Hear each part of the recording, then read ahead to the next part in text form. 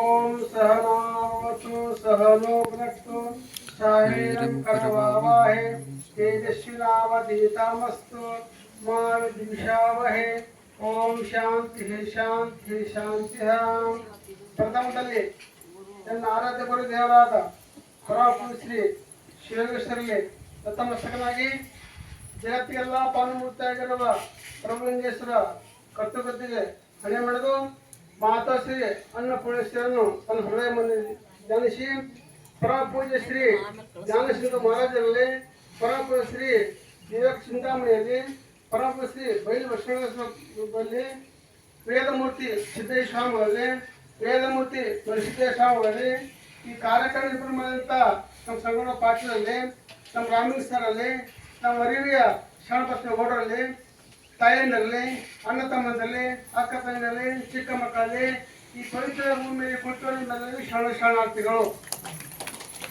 ಈಗೆಲ್ಲರೂ ಹೇಳ್ತಿದ್ದಾರೆ ನಾನು ಹೇಳೋದು ಬೇರೆ ಸುಮ್ಮನೆ ನಾವು ಯಾರು ಹೇಳಿದ ಕಲ್ತಾರ ಅಷ್ಟೇ. ಅದಕ್ಕಂತರ ಅಸಂಖ್ಯ ಜೀವಿಗಳು ಜಲಮತಾಳಿಗಳು, ಪಶು ಪಕ್ಷಿ ಪ್ರಾಣಿ ಜೊತೆಗೆ ಮನುಷ್ಯ. ಎಲ್ಲ ಪ್ರಾಣಿಗಳಲ್ಲಿ ಅತ್ಯಂತ ದುಃಖಿಯಾದ ಪ್ರಾಣ ಮನುಷ್ಯ. ಮನುಷ್ಯನಷ್ಟು ಯಾವ ಪ್ರಾಣಿ ದುಃಖಿ ಇಲ್ಲ.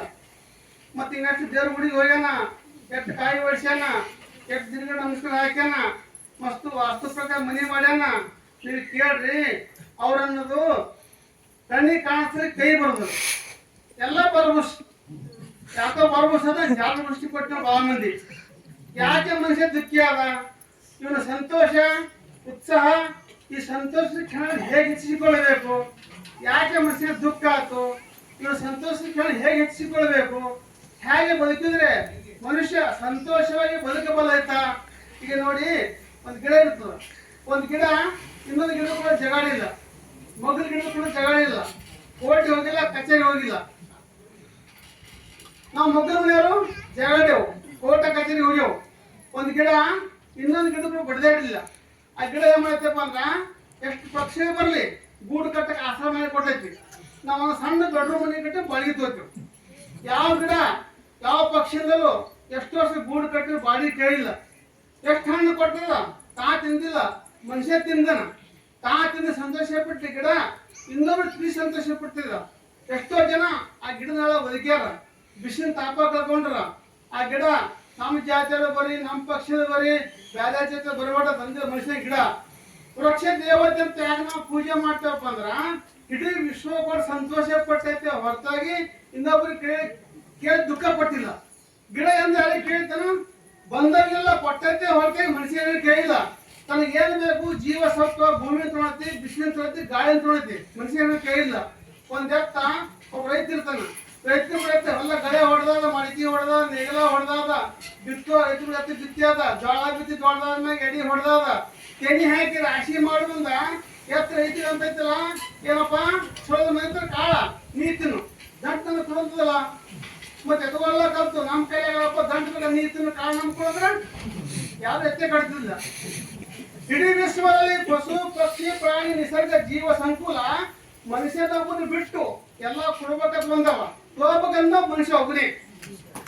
ಅವ್ ಯಾಕೆ ಸಂತೋಷ ಯಾವತ್ತಂದ್ರ ಯಾವ್ದನಪ್ಪ ಆಸ್ಪತ್ರೆ ಇಲ್ಲ, ಮತ್ತೆ ದನ್ ದವಾಖಾನೆ ಅವತ್ ನೀವು ಕೇಳ್ಬೋದು. ಯಾವ ಮನುಷ್ಯರ ಸಂಪರ್ಕ ಬಂತ ಅವಕ್ಕೆ ದವಾಖಾನೆ ಅವ. ಈ ಕಾರಣ ಇರ್ತಾವಲ್ಲ ಪಶು ಪಕ್ಷಿ ಪ್ರಾಣಿ ಅವಕ್ಕೆ ದವಾಖಾನೆ ಅವನ. ಯಾವ ಮನುಷ್ಯರ ಸಂಪರ್ಕ ಬಂತ ಅವಕ್ಕೆ ದವಾಖಾನೆ ಅವ. ಇಡೀ ವಿಶ್ವದಲ್ಲಿ ಪಶು ಪಕ್ಷಿ ಪ್ರಾಣಿ ನಿಸರ್ಗ ಜೀವ ಸಂಕುಲ ಅದು ಕೊಟ್ಟು ಸಂತೋಷ ಪಡ್ತಾನೆ ಹೊರತಾಗಿ ಇನ್ನೊಬ್ಬ ದುಃಖ ಪಟ್ಟಿಲ್ಲ. ಮನುಷ್ಯ ಆದ ದುಃಖಿ ಅನ್ನೋಪ್ಪ ಇನ್ನೊಬ್ರು ಬಯಸ್ತಾನ, ಇನ್ನೊಬ್ರು ಕೇಳ್ತಾನ. ನಿಸರ್ಗ ಕೈಲ್ಲ ಕೊಟ್ಟು ಸಂತೋಷ ಪಡ್ತೈತಿ. ಇಡೀ ವಿಶ್ವದಲ್ಲಿ ಮಳೆ ಗಾಳಿ ಅನ್ನ ನೀರ ಬೆಳಕ ಈ ಸಮಸ್ತ ವಿಶ್ವ ದೇವರದೊಳಗೆ ನಮ್ಮ ಬುದ್ಧಿ ಭಾವ ಪ್ರೇಮ ಕರುಣೆ ಕೊಟ್ಟರಲ್ಲ ಅದೇ ಹಂಚಿದು. ದೇವರೇ ಕೊಟ್ಟದಲ್ಲಿ ಹಂಚಲ ಮತ್ತು ಸಂತೋಷ ಸಿಗ್ತದ. ಹಂಚದೆ ಹೋದ್ರ ಕುಡ್ದೆ ಹೋದ್ರ ಸಂತೋಷ ಸಿಗಲ್ಲ. ನಿಜವಾಗಿ ಸಂತೋಷ ಇರೋದು ವಸ್ತುಗಳಿಲ್ಲ, ನಿಜವಾಗಿ ಸಂತೋಷ ಕೊಡು ಭಾಳ ಇರ್ತೈತಿ. ದೇವರೇ ಕೊಟ್ಟನ ಕುಡುದು ಕೊಡು ಭಾಳ ದೊಡ್ಡದು. ಯಾರು ಕೊಟ್ಟಾರ ಸಂತೋಷ ಪಡ್ತಾರ, ಯಾರು ಬೇಕಂದ್ರೆ ದುಃಖ ಪಟ್ಟಾರ. ನಾವು ದೇವ್ರ ಗುಡಿಗೆ ಹೋದ್ರೆ ಬೇಕಂತ ಹೋಗ್ತೇವೆ, ಏನು ಕೊಡ್ಬೇಕಂತ ಹೋಗಲ್ಲ. ಕೊಡ್ಬಿಲ್ಲ ಕೊಟ್ಟಿದಪ್ಪ ಇಟ್ಟು ಕೊಟ್ಟಿದ್ದಕ್ಕಾಗಿ ನೀವು ನಮಸ್ಕಾರ ಹೇಳಕ್ ಬಂದ ಅನ್ನಲ್ಲ. ಎರಡು ಕಾಯಿ ಹಿಡ್ಕೊಂಡು ಆಯ್ತು ದೇವ್ರಂತ ಬಂತಪ್ಪ ಪ್ರಾಣ ಅಂತ ಸುಮ್ಮನೆ ಹೋಗಲ್ಲ. ಪ್ರತಿಷ್ಠೆಗೊಂಡು ಹೋಗಿರ್ತಾನ. ಒಬ್ಬ ಯಾರ ಹನುಮಂತ ಅಂತ ಹನುಮಂತ ಹೋಗಿ ಗುಡಿಗೆ ಹೋಗಿ ದೀಪ ಹಾಕಿ ತುಪ್ಪ ಹಾಕಿ ಪ್ರದಕ್ಷಿಣೆ ಹಾಕಿ ಏನು ಹನುಮಂತ ಗುಡಿ ಎಲ್ಲ ಜನ ಕ್ಯೂ ಹತ್ತಿದಿರ್ತ. ಆ ಹನುಮಂತರ ಮೊದಲಿಗೆ ನಾಗಪ್ಪ ಬಿಟ್ಟಿರ್ತ, ನಾಗಪ್ಪ ಅದಕ್ಕೆ ಯಾರು ಹೋಗ್ತಿದಂತ. ಎಲ್ಲರೂ ಹೊರಗಿನಾಗ ರಾತ್ರಿ ಹನುಮಂತನಿಗೆ ನಾಗಪ್ಪ ಕೇಳಂತ, ಏನು ಹನುಮಂತರಾಗಿ ಎಷ್ಟು ತುಪ್ಪ ಹಾಕ್ತಾರ, ದೀಪ ಹಾಕ್ತಾರ, ಪ್ರದಕ್ಷಿಣೆ ಹಾಕ್ತಾರ, ಏನಪ್ಪ ಜನ ಕ್ಯೂ ಅಂತ ಕೇಳಂತ ನಾಗಪ್ಪ ಹನುಮಂತರಿಗೆ. ಆ ಹನುಮಂತ ಹೇಳಂತ, ಇವ್ರೇನು ನನ್ನ ಮೇಲೆ ಪ್ರೀತಿ ಬಂದ ಅಲ್ಲಂತ ಎಡಕ್ ಬರ್ತಾರ, ಇಷ್ಟು ಹಿಡ್ಕೊಂಡ್ ಬರ್ತಾರ ಕೇಳಂತ. ಅವ್ರು ಇಷ್ಟು ಹಿಡ್ಕೊಂಡ್ ಬರ್ತಾರ, ನೀ ಏನ್ ಮಾಡ್ತಿ?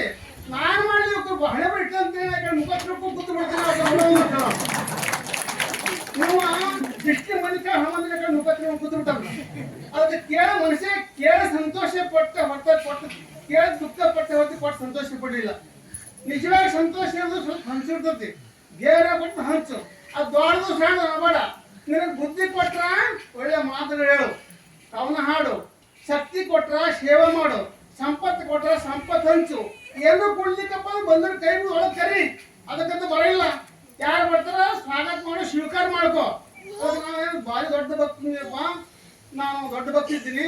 ಪ್ರಭುದೇವರ ಗುಡಿಗೆ 5 ಕಳಸ ಬಂಗಾರ ಕಳಸ ಇಟ್ಟವನೇ, 5 ಕಳಸ ಬಂಗಾರ ಕಳಸ ಕೊಟ್ಟ ದೊಡ್ಡ ಭಕ್ತ ಅಂತಲ್ಲ. ಪ್ರಭುದೇವರ ಗುಡಿ 5 ಕಳಸ ಬಂಗಾರ ಕಳಸ ಕೊಟ್ಟ ಭಕ್ತರಿಗಿಂತ ಈ ಪ್ರಭುಲಿಂಗ ಗುಡಿದಾಗ ಊಟ ಮಾಡಿದ್ರೆ ಮುಸ್ಲಿಮೇ ದೊಡ್ಡ ಭಕ್ತ. ಆದ ಕಾರಣ ಸತ್ಯ ಕೊಟ್ಟ ಸೇವೆ ಮಾಡೋಣ, ಈ ಸಂಪತ್ತು ಕೊಟ್ಟ ಸಂಪತ್ತು ಹಂಚೋಣ. ಆದ ಕಾರಣ ಹಿಂಗೆ ಒಂದು ಕಾರ್ಯಕ್ರಮ ಇದ್ದಂತ ಕಾರ್ಯಕ್ರಮ ಇತ್ತು. ಗುರುಗಳನ್ನ ಒಂದು ಕಾರ್ಯಕ್ರಮ ಇಟ್ಕೊಂಡಿದ್ರು. ಆ ಕಾರ್ಯಕ್ರಮಕ್ಕೆ ಎಷ್ಟು ಮಂದಿ ಏನಪ್ಪ ಅಂದ್ರೆ ದಾನ ಕೊಡ್ತಿದ್ರು. ಗಾಳಿ ಕೊಟ್ಟರು, ಬೆಲ್ಲ ಕೊಟ್ಟರು, ಅಕ್ಕಿ ಕೊಟ್ಟಿದ್ರು, ಮತ್ತು ಮೈಸೂರು ಪಾಕ್ ಮಾಡಿದ್ರು, ಗುಲಾಬ್ ಜಾಮೂನ್ ಮಾಡಿದ್ರು, ಲಡ್ಡು ಮಾಡಿದ್ರು, ಏನೆಲ್ಲ ಮಾಡಿದ್ರು.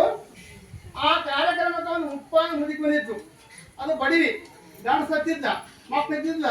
ಮಂದಿ ಮನೆಗೆ ಸೇವೆ ಮಾಡಿ ಕಸ ಮುಸುರಿ ಕೊಡೋಕೆ ಜೀವನ ಸಾಗಿಸ್ತು. ಆಕೆ ಒಂದು ಗುಡಿಸಲಾಗಿದ್ದು. ಆಕೆ ಅಂತ ಇತ್ತು, ಆಕೆ ₹1 ಇತ್ತು. ಆಕೆ ಅಂದು ನಾನು ಇಂಥ ದೊಡ್ಡ ಕಾರ್ಯ ಬಿಟ್ಟರೆ ಗುರುಗಳು ನನ್ನ ₹1 ಅದ, ₹1 ಕೊಡ್ಬೇಕಂತ ಆಕೆ ಆಸೆ ಇತ್ತು. ಗುರುಗಳು ಹಿಂಗೆ ಕೂತಿದ್ರು. ಆಕೆ ಹೋದ್ರು, ಗುರುಗಳೇ ನಾ ಬಡಿತೀನಿ, ನಾನಪ್ಪ ಗಂಡ ಸತ್ತನ, ಮಂದಿ ಮನೆಗೆ ನಾನು ಕಸ ಮುಸುರಿ ಕೊಡೋದು ನಾನು ಜೀವನ ಸಾಗಿಸ್ತೀನಿ. ನನ್ನ ₹1 ಅದ, ಈ ₹1 ತಗೊಂಡು 1 ಲಕ್ಷ ಮಂದಿ ಊಟ ಮಾಡಿಸ್ಬೇಕು ನೀವು ಗುರುಗಳು ಅಂತ ಕೇಳಬೇಕು. ಅವ್ರು ಗುರುಗಳಂದ್ರು ಅಲ್ಲಂಗೆ ₹1 1 ಲಕ್ಷ ಮಂದಿ ಹ್ಯಾಂಗ ಊಟ ಮಾಡಿಸು ಅಂತ ಕೇಳಿದವರು. 1 ಲಕ್ಷದಾಗ ₹1 ಊಟ ಮಾಡ್ಸಿದ್ರೆ ಗುರು ಹೆಂಗ ಅಂತ ಕೇಳಬೇಕು. ಬೆಳಕಿಂದ ಮುದುಕಿ ಅವಾಗ ಮೊದಲಿರ್ತಾರ ಶಿಷ್ಯರು, ದಬ್ಬಲ್ ಮುದುಕಿ ಅಂದವರು. ದಬ್ಬಿಡ್ರಿ ₹1 ತಗೊಂಬಂದ್ರೆ ಒಂದು ಕಪ್ ಚಹಾ ಬರಂಗಿಲ್ಲ, ದಬ್ಬಿಡ್ರಿ ಮುದುಕಿ ಅಂತಂದ್ರು. ದಬ್ಬಕತ್ರು ಅವ್ರ ಗುರುಗಳು ಅಂತ ಕಡೆ ಮೂರ್ತಿ, ಜ್ಞಾನಿ, ಕರುಣಾಸಾಗರ, ದಯವಂತ. ಅವಂದ ಆ ಮುದುಕಿ ದಬ್ಬಕ್ಕೆ ಹೋಗ್ಬಿಡ್ರಿ, ಕರಿ ಕಡೆ ಅಂತ. ಆವಾಗ ಮುಗಿ ಕರೆದ್ರು, ಏನ್ ಮಾಡ್ಬೇಕಪ್ಪ ಅಂತ ಕೇಳಿದ್ರು. ಎಲ್ಲಪ್ಪ ನಾ ಬಡಿರ್ತೀನಿ, ನಿನಗೆ ಹೇಳಿಲ್ಲ, ₹1 ತಗೋಪ್ಪ, ₹1 ತಗೊಂಡು 1 ಲಕ್ಷ ಮಂದಿ ಊಟ ಮಾಡಿಸಪ್ಪ ಅಂತ ಮುದುಕಿ ಹೇಳ್ಬಿಟ್ರು. ಅವ್ರಂದ್ರು ಕೊಡೋದಮ್ಮ ಅಂದ್ರು. ₹1 ತಗೊಂಡ್ರು. ₹1 ತಗೊಂಡು 1 ಲಕ್ಷ ಮಂದಿ ಊಟ ಮಾಡಿಸಿ ಅಂತವ್ರು. ಅವ್ರು ಏನ್ ಮಾಡಿದ್ರಪ್ಪ ಅಂದ್ರ ₹1 ತಗೊಂಡು 1 ಸೂಡು ಕೊತ್ತಂಬರಿ ತಂದು ಸಾರಿಗೆ ಹಾಕಿಬಿಟ್ಟಿದ್ರತ್ತ 1 ಲಕ್ಷ ಮಂದಿ ಊಟ ಮಾಡಿದ್ರು. ಅದಕ್ಕೆ ಕೊಡೋ ಭಾಳ ದೊಡ್ಡದು. ಆ ಕಾರಣ ನೀನು ಹುಟ್ಟಿದ ನೀರಾಗ ಸಂಕೋಟಿ ಸಮುದ್ರದಾಗ ವಾಸ ಹುಟ್ಟಿದ ಹಾಗೆ ಹೊಡೆಯಾಗ ಭಕ್ತಿ ಹುಟ್ಟಿದೆ ಮತ್ತು ಶಿಕ್ಷಣ ಹೃದಯ ಅಂತ ಹೇಳ್ತಾ ನನ್ನ ಮಾಚಿಗ್ರಾಮ ಕೃತಿ ತಮ್ಮೆಲ್ಲರ ಪರವಾಗಿ